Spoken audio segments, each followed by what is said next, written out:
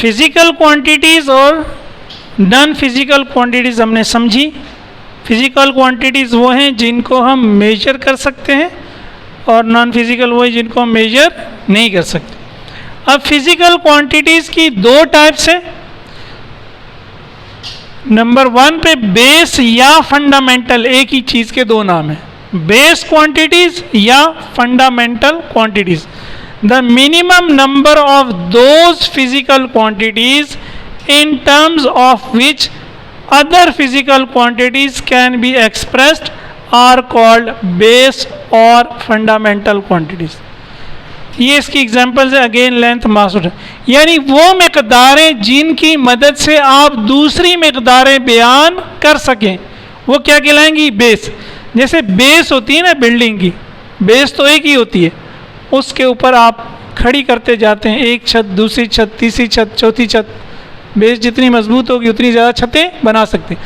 तो ये base quantity समझिए आपकी बेस है, बाकी सारी क्वांटिटीज इनसे निकलेंगी। वो जो बाकी सारी इनसे निकलती हैं वो क्या कहलाती है? डिराइव्ड। नाम से ज़ाहिर है, डिराइव का मतलब होता है आखज करना, निकालना।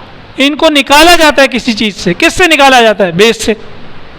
तो those physical quantities that are expressed in terms of base quantities are called derived quantities।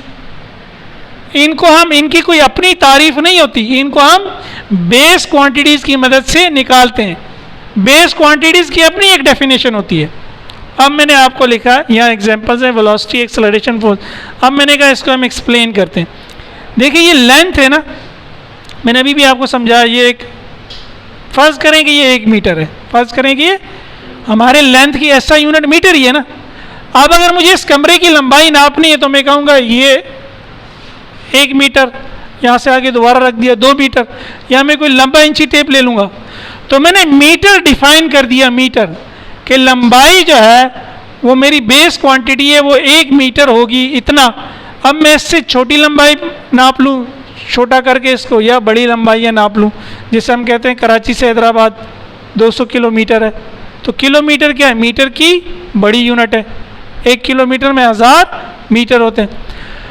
तो लेंथ हमारी बेस क्वांटिटी है, सही है। एक फिक्स लेंथ को कह दिया कि इतनी लेंथ 1 मीटर होगी, बस।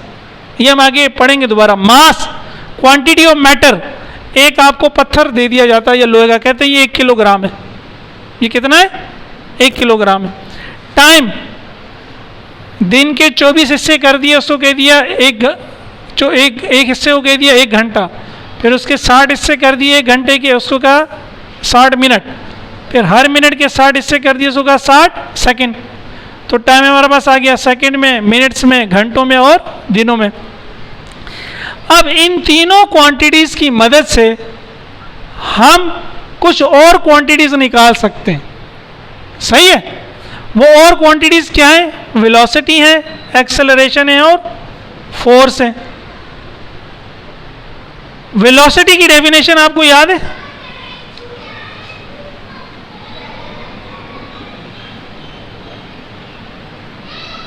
डिस्टेंस अपॉन टाइम ना। डिस्टेंस को कहते हैं s, टाइम को कहते हैं t। डिस्टेंस अपॉन टाइम, इसकी यूनिट क्या होती है? मीटर पर सेकंड, इसलिए मैंने यूनिट आपको समझाई ना। तो वेलोसिटी की जो यूनिट है, इसकी जो SI यूनिट है, आप फार्मूले में यूनिट रख देते हैं ना, डिस्टेंस की जगह मीटर, टाइम की जगह, तो आप कहते हैं वेलोसिटी की यूनिट मीटर पर सेकंड है। फार्मूले से यूनिट निकलती है। अगर कोई जिसम 1 सेकंड में 1 मीटर फासला तय करेगा तो उसकी वेलोसिटी क्या होगी? 1 मीटर पर सेकंड। अब देखिए ये जो डिस्टेंस है बेसिकली ये लेंथ ही है। अगर कमरे का इस सिरे से लेकर उस सिरे तक 3 मीटर लंबाई है और मैंने इस सिरे से चलना शुरू किया और मैं उस सिरे तक पहुंच गया, तो मैं क्या कहूँगा? मैंने 3 मीटर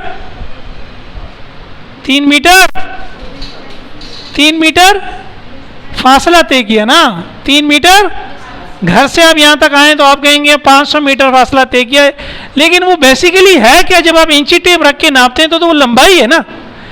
तो जब आप लंबाई को कवर कर लेते हैं, जब आप लंबाई चल लेते हैं, उसी को आप क्या कहते हैं? फासला। तो फासला कोई नई चीज नहीं है, फासला बेसिकली लंबाई है। सही है। तो लंबाई की मदद से और टाइम की मदद से हमने क्या निकाली? वेलोसिटी। वेलोसिटी खुद से कुछ नहीं है, वेलोसिटी किसकी मदद से निकली? लेंथ की मदद से। और लेकिन लेंथ और टाइम को खुद डिफाइन करते हैं हम, वो हमारी बुक में नहीं है कि दो पॉइंट, ये दो पॉइंट है, इनके दरमियान की जो लेंथ है वो क्या है? 1 मीटर है। ये लेंथ, लेंथ क्या होती है? कोई चीज कितनी जगह घेर रही है, कोई चीज कितनी जगह घेर रही है एक सिमत में, वो क्या होती है? उसकी लेंथ होती है। उसकी फिर यूनिट होती है। मास क्या है? क्वांटिटी ऑफ मैटर, मादे की मिकदार। तो लेंथ की अपनी तारीफ है, मास की अपनी तारीफ है, लेकिन वेलोसिटी की अपनी तारीफ नहीं है। वेलोसिटी निकल रहा है लेंथ से और टाइम से।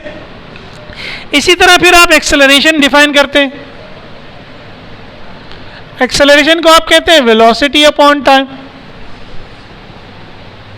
यही होता है ना, डेल्टा वी अपॉन टी कह देते हैं, रेट ऑफ चेंज हो, या v f minus v i upon t, ये तो याद होगा है। अगेन वी एफ और वी आई क्या है? वेलोसिटी है। वेलोसिटी लेंथ और टाइम से निकला है। वेलोसिटी लेंथ और टाइम से निकले और एक टाइम और आ गया, तो अगेन एक्सेलरेशन किसकी मदद से निकला? लेंथ और टाइम की मदद से। एक्सेलरेशन खुद से डिफाइन, लेंथ में आपको क्या बता रहा हूं? वो दो पॉइंट्स के दरमियान जितनी जगह घेरी हुई है, वो जगह बेसिकली क्या होती है? लेंथ। थोड़ा सा मैथमेटिकल कॉन्सेप्ट है। सही है। एक धागा अगर मैं जमीन पे डाल दूं, तो जमीन के एक नुक्ते से लेकर दूसरे नुक्ते तक उस धागे ने जितनी जगह घेरी हुई है, उसकी क्या है? लेंथ। सही है। फिर फोर्स क्या है? एम में, एम आ गया, मास, एम मास है, और एक्सेलरेशन में वेलोसिटी और टाइम है, और वेलोसिटी में लेंथ और टाइम है। तो बेसिकली देख ले वही काम हो रहा है, मास, लेंथ और टाइम। ये एम तो मास है, ए में क्या है?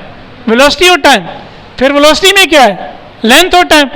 तो समझ ले ए में लेंथ और टाइम ही है ना, तो मास, लेंथ और टाइम की मदद से फोर्स भी निकल आया।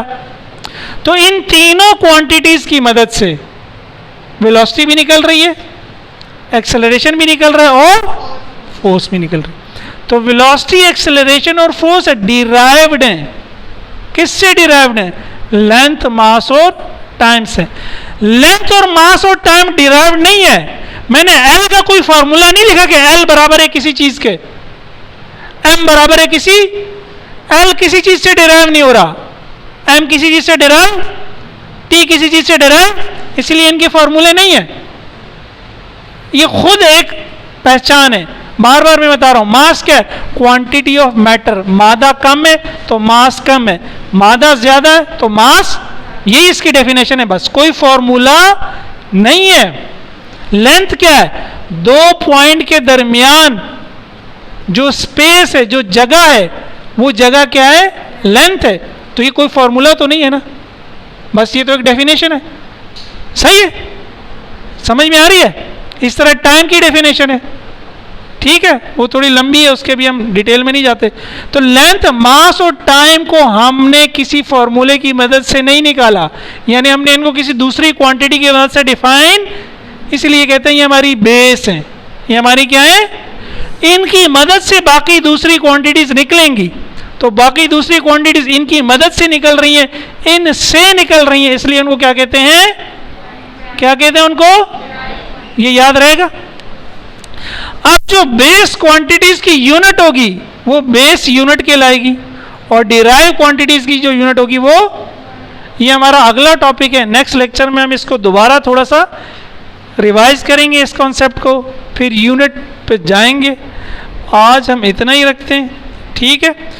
फिजिकली बुलाने का मकसद ये है कि अब हर हफ्ते तकरीबन हम ऐसे ही किया करेंगे। अगर पीर मंगल को आपको कोई प्रॉब्लम हुई हो तो आप बुध के दिन पूछ लें, ठीक है ना। अभी भी मैं आपसे पूछता हूँ, पिछले 2 लेक्चर्स में कोई प्रॉब्लम है तो